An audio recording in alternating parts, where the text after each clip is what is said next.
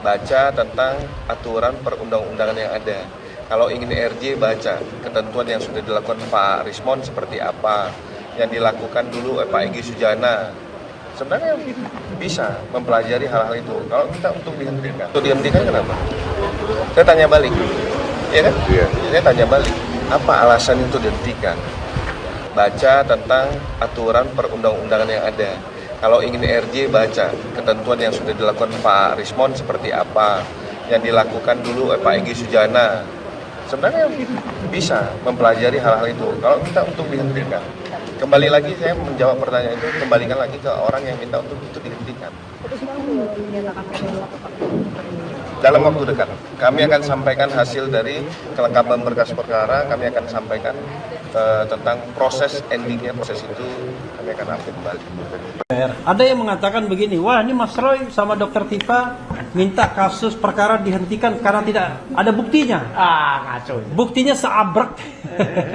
Mulai dari dokumen Dian Sandi, dokumen Sigit Sunarta, dokumen Dirtipidum, kemudian dokumen dari KPUD dan KPU Jakarta, KPU RI, kemudian fenomena Kasmujo, kemudian barangkali 709 dokumen yang sedang kami minta daftarnya melalui gugatan atau permohonan kami nanti ke Komisi Informasi Pusat. Very easy. If you have an original document, just to show to people, and then selesai, ya kan? Dan kalau seandainya memang kemudian mau diteliti, itu juga silakan. Ada yang mengatakan, Mas Roy mengatakan 99,9% ijazah itu atau dokumen itu palsu. Nah ini subject to yang diteliti, ya subject to yang diteliti. Dian Sandi kah? Ya kan Dian Sandi ya. Dian Sandi. Tetapi kalau misalnya yang Dian Sandi itu didinai bahwa itu bukan yang original, please Pak Jokowi tunjukkan yang originalnya biar Mas Roy yang membuktikannya. Kan tidak mungkin kalau yang diakui sebagai original tidak pernah ditunjukkan lalu tiba-tiba beban pembuktian diberikan kepada Mas Roy. Kalau mau fair, buka lalu kemudian dibuktikan sama-sama. Itu namanya fair. Masa yang menuding yang membuktikan tapi dia tidak mau buka dokumennya. Ya kan? Jadi itu dagelan namanya. Oke. Kemudian berikutnya adalah apa lagi tadi ya? Ya itu apa? Perkembangan pelimpahan. Perkembangan pelimpahan sudah. Kemudian oke. Nanti temuan baru Mas Roy. Ya. Silakan kita beri kesempatan kepada Mas Roy. Jadi kawan-kawan semua itu yang bisa saya sampaikan. Nanti kalau ada kekurangan akan ditambahkan rekan saya. Dan mungkin Ramdan akan membacakan dulu surat kita kepada Komisi 3 DPR. Nanti Mas Didi setelah itu menambahkan hal-hal yang sifatnya substantif dan material. Silakan. Terima kasih rekan Refli Harun, kawan-kawan semua.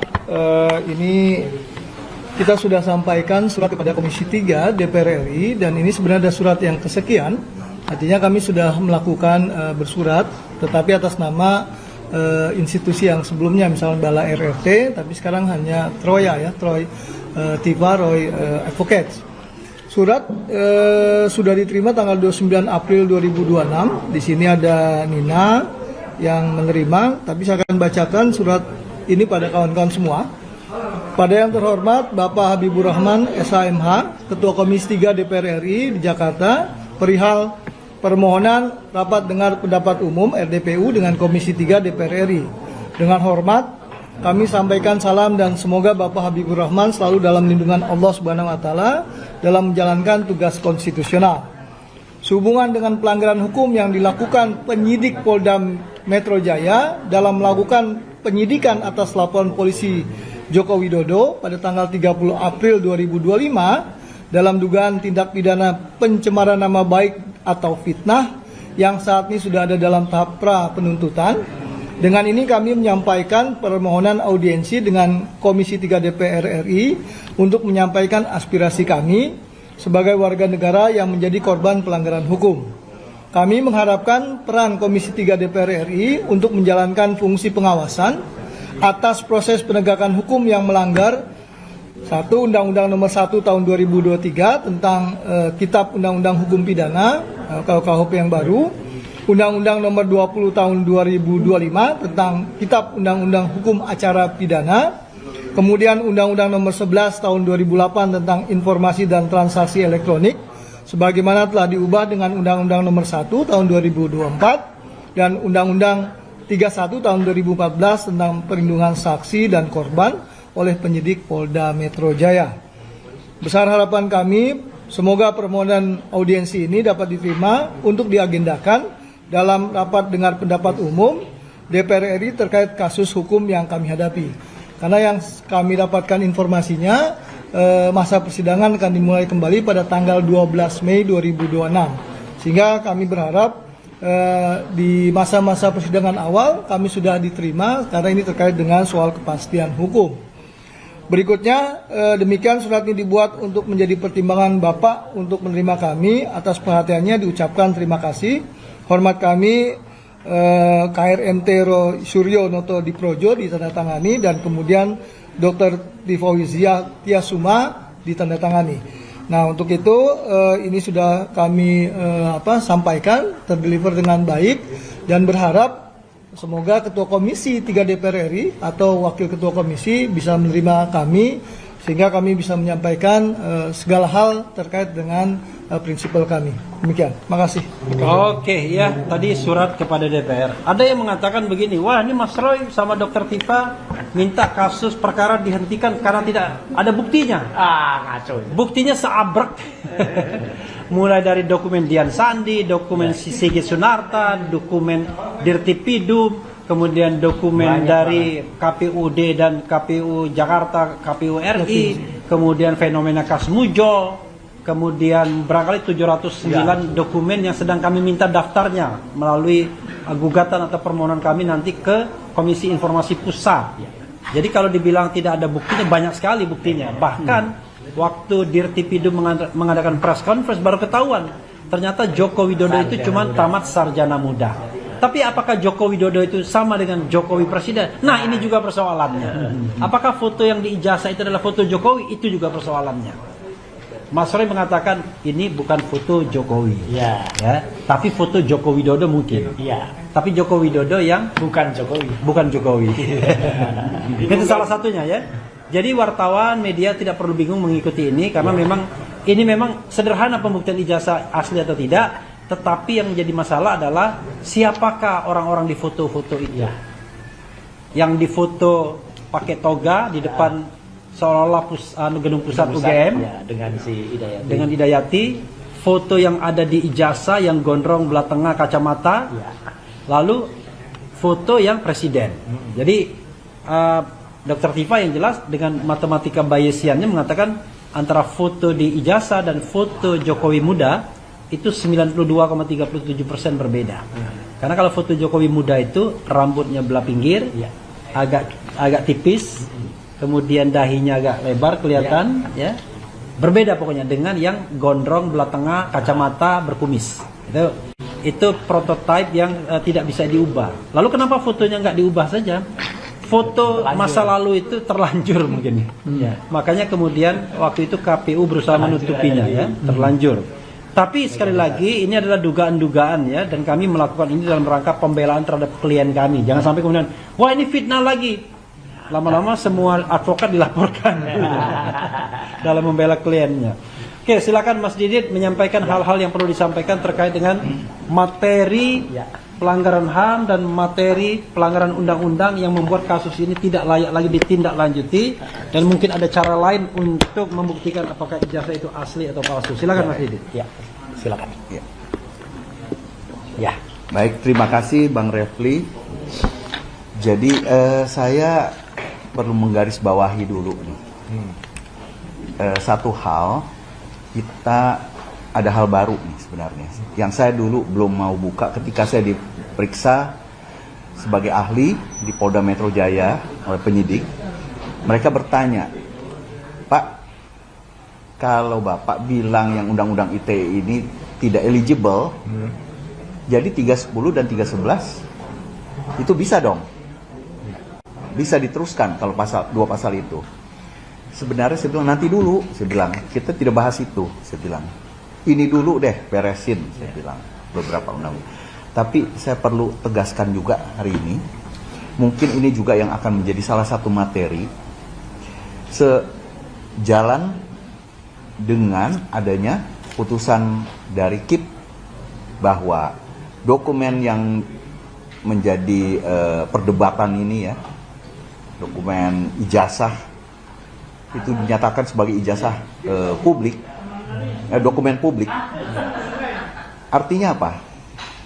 Artinya ini Mas Roy sama Dr. Tifa melakukan tindakan-tindakan ini untuk kepentingan publik.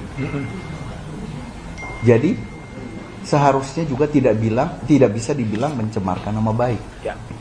Karena apalagi Mas Roy, dia menyatakan 99,9. Terdapat ruang sisa 0,01. Itu berbeda dengan 100%. Ya. Apalagi 11.000 triliun. Nah, itu udah over, ya kan?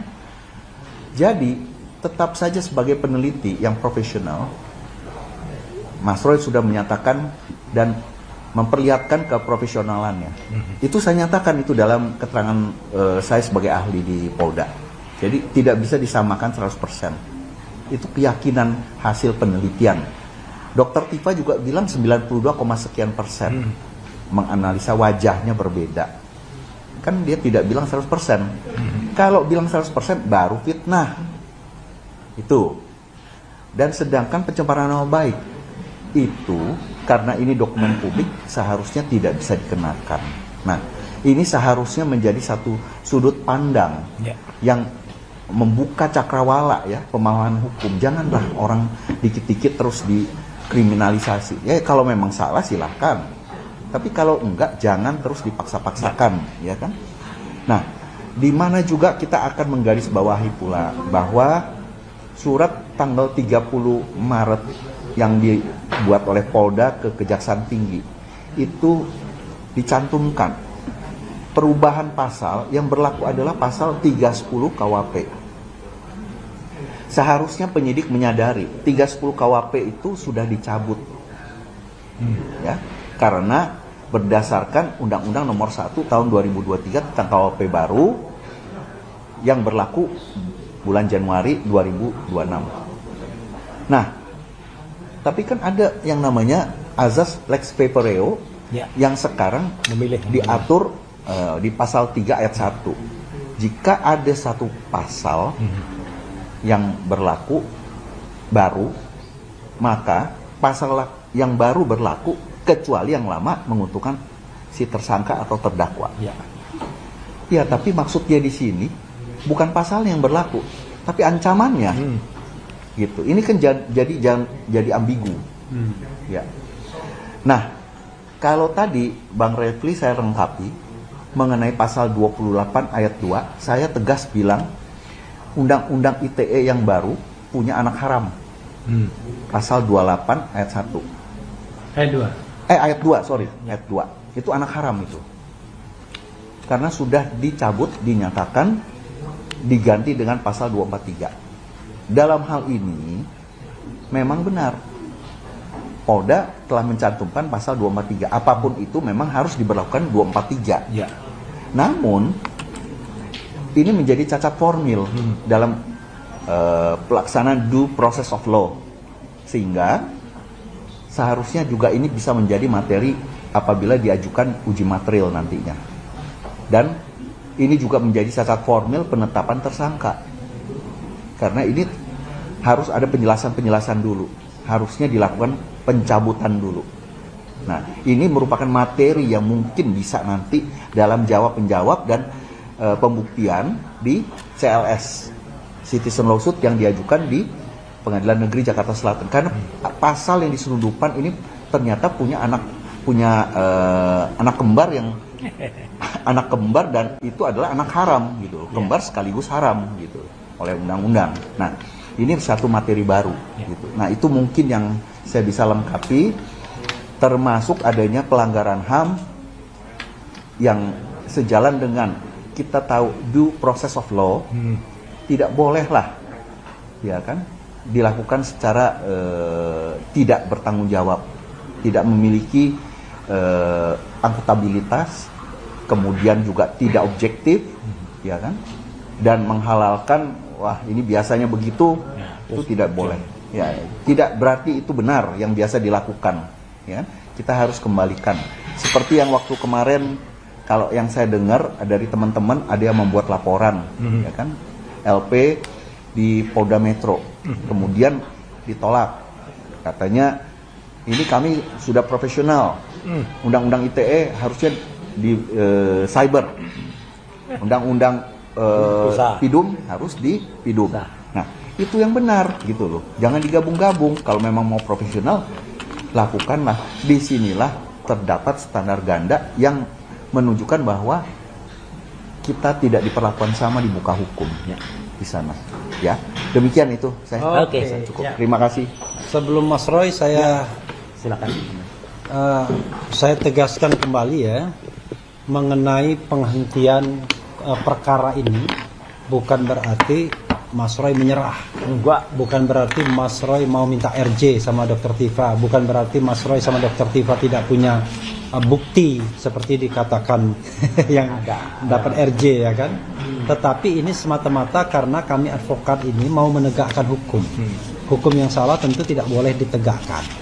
Nah karena itu kami kemudian justru mendorong pihak-pihak manapun untuk tetap mempermasalahkan, memperkarakan soal ijazah yang diduga palsu ini sampai kemudian nanti sistem integritas nasional kita pulih dan orang percaya bahwa ijazah itu asli atau palsu. Bahkan tidak itu saja, kita juga mendorong untuk misalnya menyelidiki latar belakang siapa itu sesungguhnya Presiden Jokowi itu. Betul. Apakah Joko Widodo dan Jokowi itu sama atau tidak sebagaimana yang saya katakan tadi.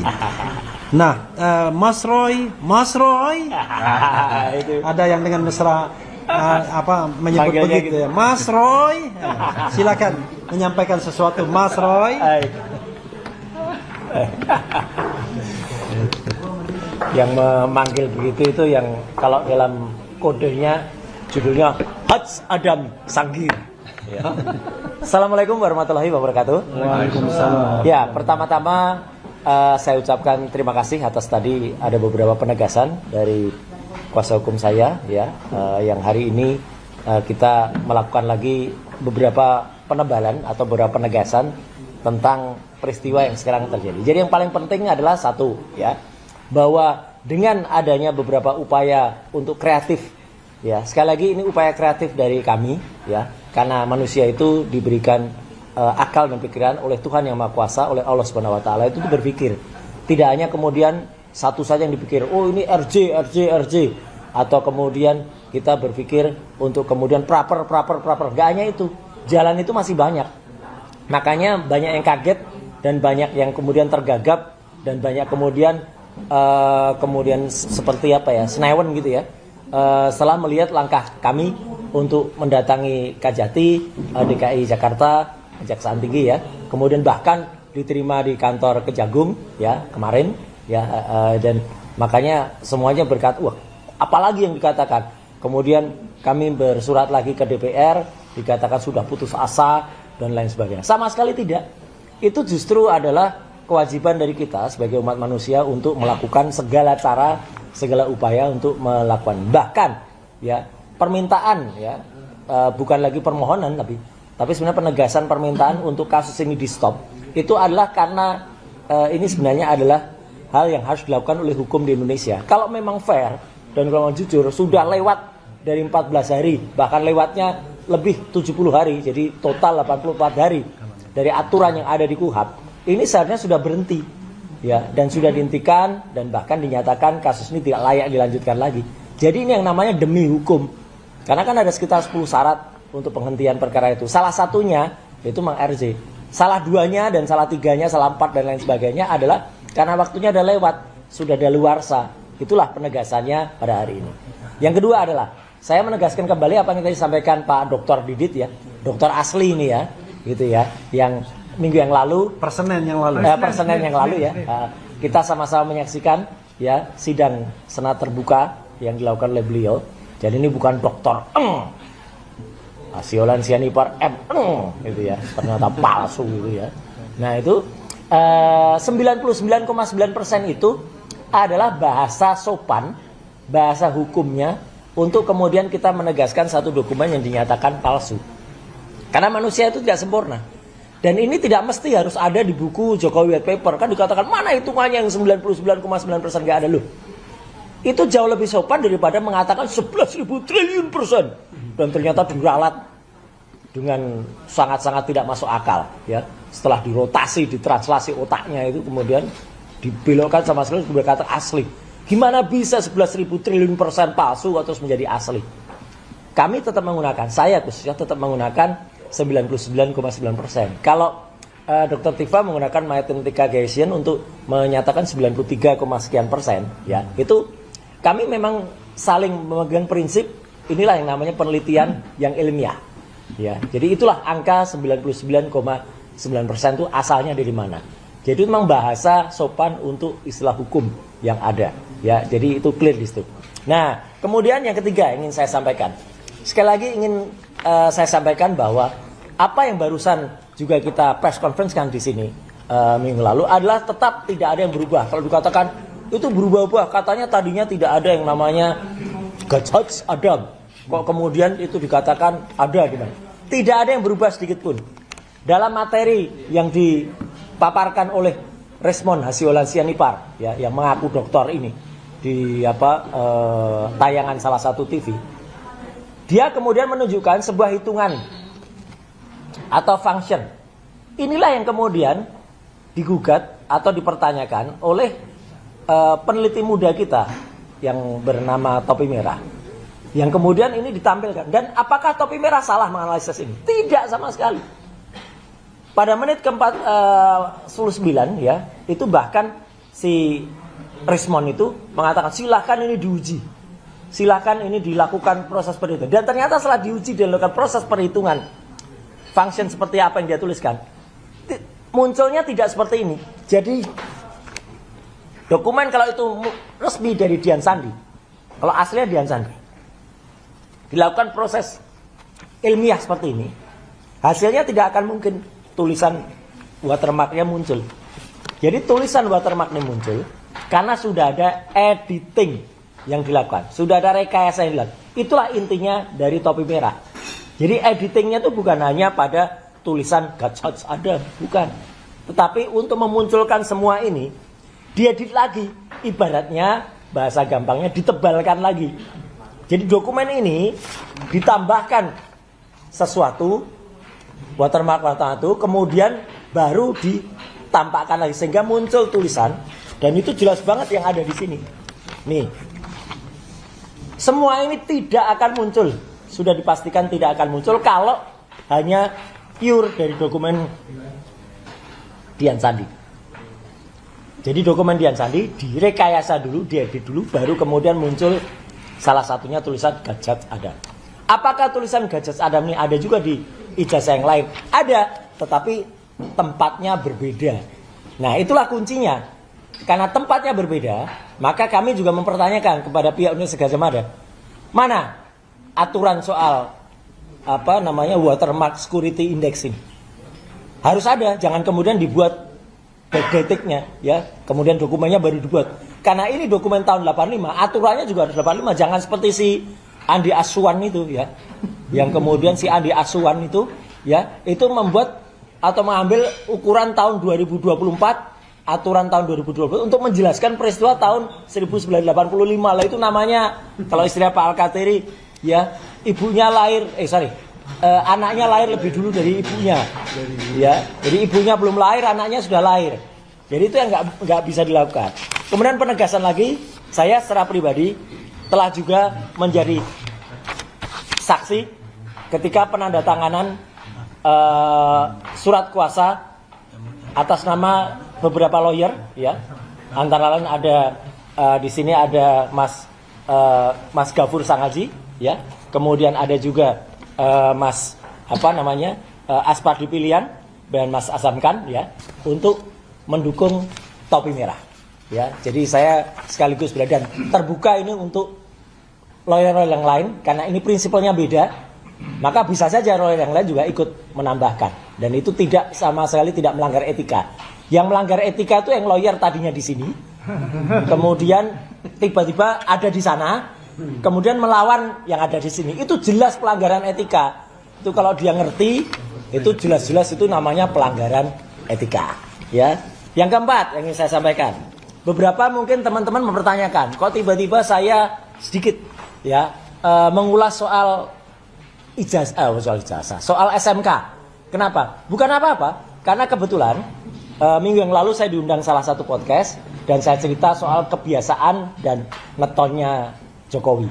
Dan di situ saya jelaskan dia melakukan tarian ritual ketika pada saat SMK. Makanya karena banyak sekali pertanyaan soal SMK, maka saya sampaikan lagi cerita panjang soal mobil SMK. Ya, kemana mobil SMK itu? Karena mobil SMK ini sebenarnya adalah cita-cita anak bangsa, dan ini proyek dari Kementerian Pendidikan dan Kebudayaan, bukan proyeknya Jokowi. Jokowi itu hanya menumpang isu mobil SMK dan menggunakan mobil SMK ini untuk pencitraan dirinya masuk ke Jakarta. Jadi itu jelas memang sifat dia, orang dengan kelahiran Rebo Pon itu memang kayak gitu itu. Sukanya tricky dan menumpang. Ya. Ini memang fakta. Neptunya 14. Orang dengan Neptu 14, Rebo Pon itu memang sifatnya kayak gitu itu. Ya, jadi dia menumpang isu SMK ini untuk pencitraan dirinya sendiri dan kemudian dia sampai ke Jakarta. Dan ini mirip-mirip dengan apa yang sudah statementnya Pak Yusuf Kalla. Ya, jadi Pak Yusuf Kalla mengatakan itu yang membawa Jokowi ke Jakarta itu adalah saya gitu Pak Yusuf Kalla kan mengatakan sama, nggak ada SMK nggak ada Jokowi juga gitu loh yang sampai ke Jakarta. Dan bahkan dia selama ini selalu disebut ikut dalam perjalanan SMK dari Solo ke Jakarta. Bohong, nggak ada Jokowi ikut mobil SMK. Jokowi itu naik pesawat ke Jakarta. Yang nyopir mobil SMK itu saya dan Pak FX Rudi. Ya, dalam mobil. Dan banyak cerita ada di podcast Roy Suryo Official, dan terima kasih Aini juga sudah mengambil itu sebagai tayangan. Hersu Bonopoin juga ngambil itu ya. Kompas belum ya gitu. Nah, silakan diambil ya. Gitu silakan diambil itu sebagai tuan, panjang banget. Saya cerita soal mobil SMK ini sampai kepada kritikan masyarakat terhadap mobil SMK ya. Jadi itu kenapa saya ungkap lagi, karena itu memang nggak mungkin dilepaskan dari sifat Jokowi yang menggunakan mobil SMK ini sebagai pencitraan. Ada dipesan 6.000 unit dan lain sebagainya. Mana ada, itu nggak ada. Maka kalau itu disebut mobil goib ya memang jadinya memang goib ya mobil itu. Jadi itu yang saya sampaikan. Jadi sekali lagi hari ini press conference ini adalah untuk menegaskan upaya kami adalah untuk tetap melakukan segala hal untuk dalam kasus hukum ini ya. Kalau dalam cerita itu saya juga menjelaskan soal ada hobi pemeliharaan yang agak aneh yang dilakukan oleh Jokowi, termasuk memelihara kodok dan lain sebagainya. Ini ya itu ya, tanyakan pada yang bersangkutan lah ya. Itu orang tuh yang yang dipelihara tuh biasanya pantas-pantasnya tuh ya kucing ya, kuda apa gitu, ini kodok arwana, gitu. Ikan arwana. Aneh, ikan arwana masih mending ya. Itu mungkin karena dia memelihara banyak cebong, jadi ya dulu makanya kodok yang dipelihara. Jadi memang parah ya. Gitu kayak. Jadi ini fakta aja saya bilang gitu, nggak ada yang saya tutup-tutupi karena itu memang faktanya demikian. Jadi sekali lagi ijazah tetap kita katakan 99,9% palsu. Mobil SMK adalah palsu. Saya bilang mobil SMK itu mobil dalam negeri. Ini loh, mobil aslinya Cina ini, Chang'an diubah jadi SMK Bima. Ini Fudai diubah jadi SMK Digdaya. Jadi ini memang sudah palsu dan goib. Maka kalau ada Mas Refli, kalau ada lucu-lucuan orang ada mobil kotak pakai kayu disebut SMK ya memang odong-odong kayak gini tuh sekarang ya udahlah gitu ya. Dulu apakah Indonesia pernah punya ide itu? Ada dulu namanya Morina, mobil rakyat Indonesia. Pak Harto aja sudah mewujudkan mobil nasional itu namanya Kijang. Kijang itu kerjasama Indonesia Jepang singkatannya ya. Datsun ada Sena. Baru tahu Pak Habibie, loh ya asli itu. Kijang. Pak Habibie itu dulu sudah ketika menjaman Ristek membuat mobil Maleo namanya ya. Tapi SMK itu adalah memang mobil China yang sekarang ya, pabriknya goib juga. Jadi sekali lagi kalau kemudian ada orang mengatakan wah itu kan apa yang dilakukan oleh Jokowi itu adalah sesuatu yang kemudian benar apa? Jadi kalau ada orang gambarkan Jokowi itu kayak orang kayak gini ya mungkin ya benar gitu ya gitu. Jadi dia menggambarkan sebagai seorang yang berijazah. Nah ini all ijazah all palsu.